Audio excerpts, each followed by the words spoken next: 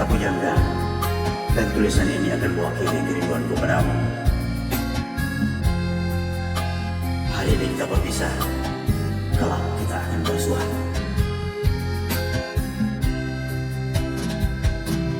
Telah ku terima suratmu nan lalu, penuh sanjung dan kata merayu, syair dan pantun tersusun indah sayang, bagaikan madah fatwa pujangga. Kan ku simpan suratmu nan itu, bak pusaka yang amat bermutu. Walau kita tak lagi bersua sayang, cukup sudah cintamu setia.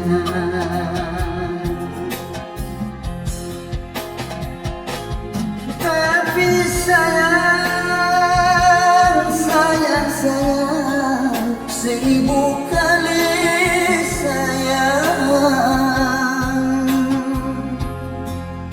kemanakah risalahku nak ku alamatkan.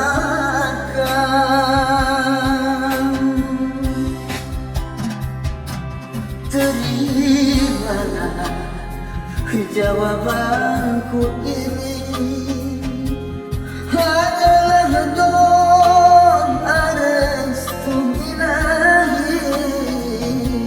Mogalah kau tak putus asa sayang, pasti kelak kita kan bersua.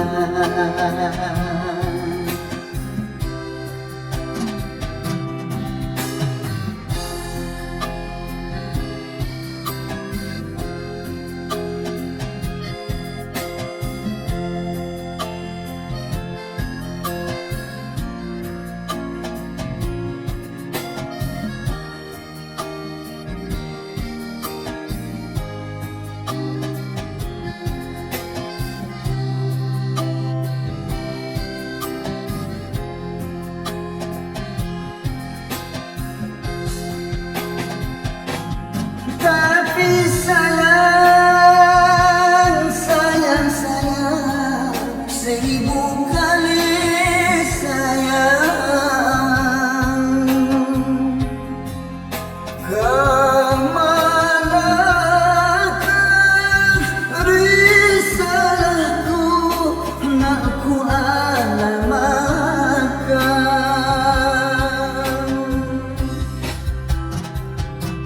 Terimalah jawabanku ini, hanyalah doa restu ilahi.